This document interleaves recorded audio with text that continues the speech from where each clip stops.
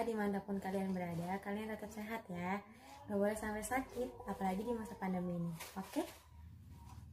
Nah, mungkin sebelum ibu mulai mata pelajarannya, KM-nya mana? Absen dulu coba. Siapa yang gak hadir hari ini? Ada 4, siapa aja? Muhammad Latif, Arif Nur Rahman, Rahmawati, sama Aulia. Yang ada keterangan? Latif sakit. Oke, Aulia izin. Arif tanpa keterangan? Nggak ada yang tahu Arif kemana? Oke, boleh. Mungkin ya, lain kali kalau misal berhalangan hadir, baik itu sakit ataupun izin, boleh titip surat ke temennya. Atau kalau emang gak mau repot, kabarin ibu langsung juga gak apa-apa, lewat chat atau bisa telepon langsung. Mungkin sebelum mulai, KM pimpin doa.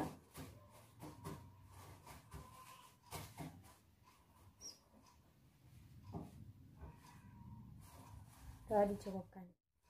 Oke, ibu mulai ya mata pelajaran hari ini. Kita akan membahas tentang jagat raya dan tata surya. Silakan dibuka buku paketnya. Kalian baca dulu 5 menit. Nanti kita akan bahas bareng-bareng. Udah nih bacanya? Udah belum? Kalau udah, coba. Ada yang bisa nggak nih ngejelasin apa yang dimaksud dengan tata surya, apa yang dimaksud dengan jagat raya? Kalau yang bisa, ibu kasih poin. Itu gimana Mira? Ayo coba ngejelasin. Ih, gak usah takut. Ya, ayo. Iya benar. Jawaban Mira udah benar. Tapi ibu perbaiki lagi ya. Jagat raya itu merupakan alam semesta yang sangat luas, di mana benda-benda langit itu berada, baik itu galaksi, debu kosmis, partikel-partikel, dan ada tata surya juga. Sedangkan tata surya itu sendiri merupakan sistem bintang yang berada di galaksi Bima Sakti. Nah, di tata surya ini terdiri berbagai macam planet. Ada yang bisa nyebutin gak nih berapa macam planet yang ada di tata surya kita ini? Berapa? Iya benar 8. Coba sebutin apa aja? Merkurius, Venus, Bumi, Mars, Jupiter, Saturnus, Uranus, Neptunus. Hah? Pluto? Nah, menurut para ahli, Pluto itu bukan termasuk ke dalam planet. Kan tadi kita udah ngebahas apa yang dimaksud tata surya dan apa yang dimaksud dengan jagat raya. Nah, jagat raya kan gak mungkin langsung ada nih. Ada teori-teori pembentukan dari jagat raya. Ada apa aja? Yang pertama ada teori Big Bang. Yang kedua ada teori osilasi. Yang ketiga ada teori keadaan tetap. Yang keempat ada teori kuantum. Nah, teori Big Bang itu dikemukakan oleh George Lemaitre itu di tahun 1927. Kemudian dikembangkan kembali oleh Alexander Friedman dan Edwin P. Hubble itu di tahun 1929. Beliau mengungkapkan bahwa kumpulan kabut raksasa yang berkumpul di pusat kemudian berputar lama-kelamaan menjadi padat dan panas. Setelah itu tiba-tiba meledak.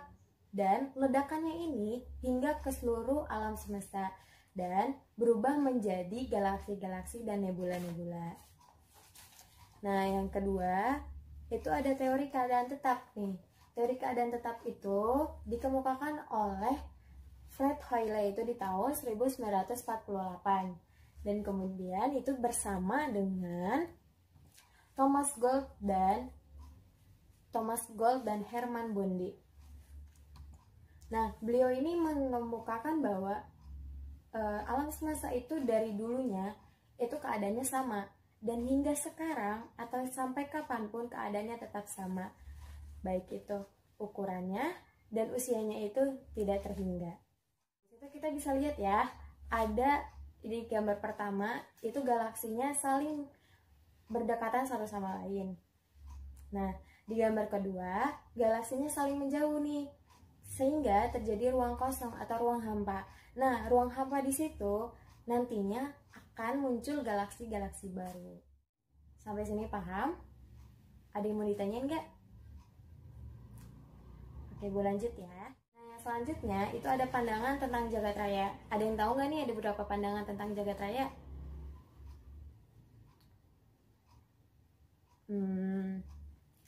Pandangan tentang jagat raya ada beberapa. Nah, yang pertama itu ada antroposentris. Nah, antroposentris di sini berartikan bahwa manusia sebagai pusatnya alam semesta. Nah, yang kedua ada geosentris. Geosentris ini berartikan bahwa bumi itu menjadi pusatnya alam semesta. Gitu. Yang ketiga ada heliosentris. Apa sih heliosentris? Berartikan bahwa matahari itu sebagai pusatnya alam semesta. Nah, yang terakhir ada galaktosentris. Apa nih galaktosentris? Galaktosentris itu berartikan bahwa galaksi sebagai pusatnya tata surya. Gitu. Sampai sini paham? Tadi kan kita udah ngebahas nih teori-teori pembentukan jagat raya. Sekarang kita bahas teori pembentukan dari tata surya. Ada yang bisa nggak nih nyebutin apa aja teori-teori pembentukan dari tata surya? Coba baca bareng-bareng. Di situ ada apa? Ada teori kabut atau nebula, ada teori planetesimal, ada teori pasang surut, ada teori bintang kembar, ada teori awan debu. Nah, kita bahas satu-satu ya. Nah, yang pertama itu ada teori kabut atau nebula. Teori kabut atau nebula ini dikemukakan oleh Kuhn dan Laplace di rentang waktu atau di tahun yang berbeda. Kalau Kuhn itu di tahun 1755, sedangkan Laplace itu di tahun 1794. Tapi pandangan akan hal ini itu sama. Yang mengungkapkan bahwa di jagat raya ini terdapat gas yang kemudian berkumpul menjadi kabut atau nebula, serta ada gaya tarik menarik nih. Karena gaya tarik menarik terusan, akhirnya menyebabkan yang namanya bagian terluar, kan tadi ada berkumpul di tengah, pasti ada bagian terluar, ada bagian terdalam. Nah, bagian terluar itu karena gaya tarik menarik akhirnya terlempar dan terpisah. Nah, yang terpisah atau terlempar ini karena ada penurunannya suhu akhirnya memadat dan berubah menjadi planet-planet. Tuh. Nah, yang selanjutnya itu ada teori planetesimal. Teori planetesimal di sini, ini tuh udah ada matahari asal nih ya. Nah, kemudian ada bintang lewat. Nah, matahari itu kan ada gas-gasnya ya. Maksudnya di lapisan terluarnya itu ada gas.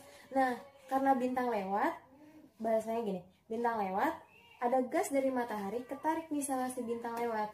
Nah, gas yang ketarik itu berubah menjadi bagian kecil-kecil dan berubah menjadi padat serta berubah menjadi planet. Selanjutnya ada teori pasang surut.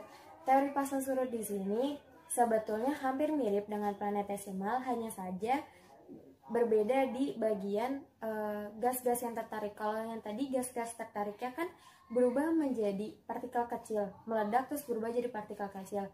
Beda, lain halnya sama si pasang surut. Kalau pasang surut si gasnya ketarik tapi berubah menjadi lidang gas panjang dan memapat atau memadat berubah menjadi planet-planet. Ini mungkin ada gambaran nanti yang soal keluar ya. Nah, nanti di soal mungkin warnanya akan beda karena hitam putih ya. Kalian pelajari aja. Nah, yang keempat ada teori bintang kembar. Teori bintang kembar di sini itu dikemukakan oleh William Lyttelton. Nah, beliau mengungkapkan bahwa dulunya matahari itu merupakan bintang yang kembar. Ada bintang kembar.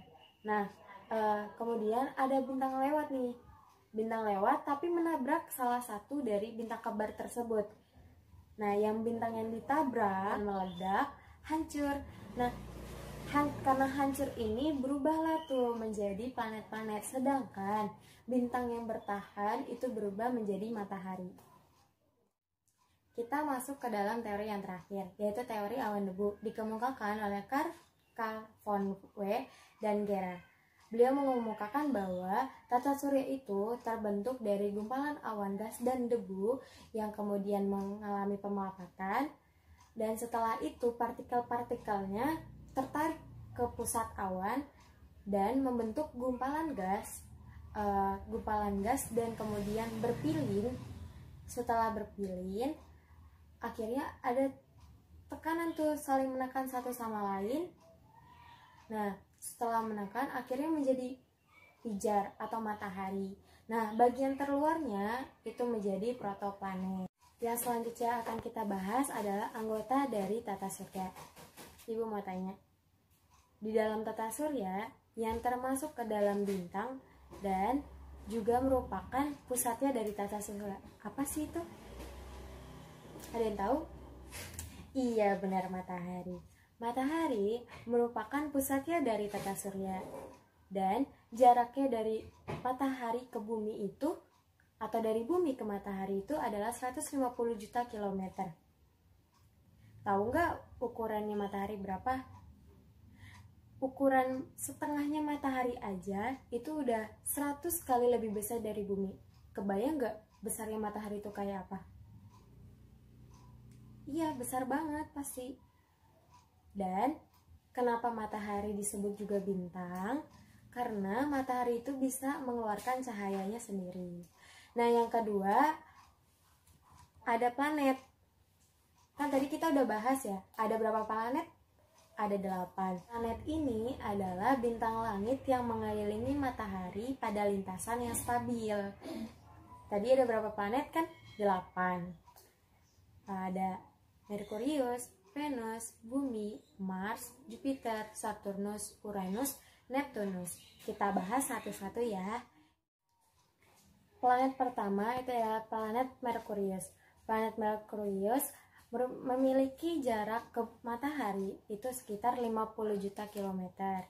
Dan ukuran dari Merkurius ini adalah 27% dari bumi atau lebih besar dari bumi.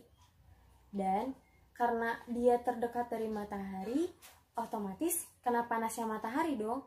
Dan Merkurius ini merupakan planet terpanas karena jaraknya yang dekat banget kan sama matahari. Nah gitu. Yang kedua ada planet Venus. Planet Venus ini adalah planet kedua dari matahari. Dan planet ini memiliki awan yang tebal di sekelilingnya. Nah, dia itu, si planet ini bisa memantulkan cahaya matahari. Akibatnya si planet ini tuh planet terterang atau disebut juga bintang fajar, yang biasa kita lihat itu pagi-pagi atau pas menjelang terbitnya matahari. Yang ketiga adalah planet bumi, planet yang kita tinggali sekarang. Nah, planet bumi itu memiliki satelitnya sendiri. Apa sih satelitnya dari bumi? Iya, benar, bulan. Bulan itu merupakan satelitnya dari bumi. Dan bulan mengelilingi bumi itu 29 hari. Ada yang tahu nggak kapan waktunya revolusi dan rotasinya bumi itu sendiri? Bumi memiliki waktu rotasi itu sekitar 23 jam 56 menit. Sedangkan untuk revolusinya sendiri memerlukan waktu 365 hari dan 6 jam. Yang keempat itu ada planet Mars, merupakan planet terkecil yang ada di tata surya. Nah, si planet ini memiliki satelit yaitu Deimos dan Phobos. Diameter dari Mars sendiri adalah 6.800 km. Nah, itu adalah planet Jupiter. Nah, planet Jupiter ini merupakan planet terbesar yang ada di tata surya. Jaraknya ke matahari ialah 778 juta kilometer. Memiliki 79 satelit. Katanya nih ya, rotasi sama waktu rotasinya adalah waktu rotasi yang tercepat. Berapa sih? Ada yang tahu? Iya, Azam benar. 10 jam. Dan waktu revolusinya itu adalah 11 tahun. Nah, yang keenam itu ada planet Saturnus. Planet Saturnus ini memiliki jarak ke matahari itu sekitar 1,4 miliar. Dan memiliki waktu rotasi tercepat kedua. Berapa sih? Ada yang tahu nggak nih? Iya, gimana? Benar. Memiliki waktu rotasi itu sekitar 11 jam. Dan memiliki waktu revolusi itu sekitar 29 tahun. Ciri-ciri umumnya itu memiliki cincin besar yang berupa es.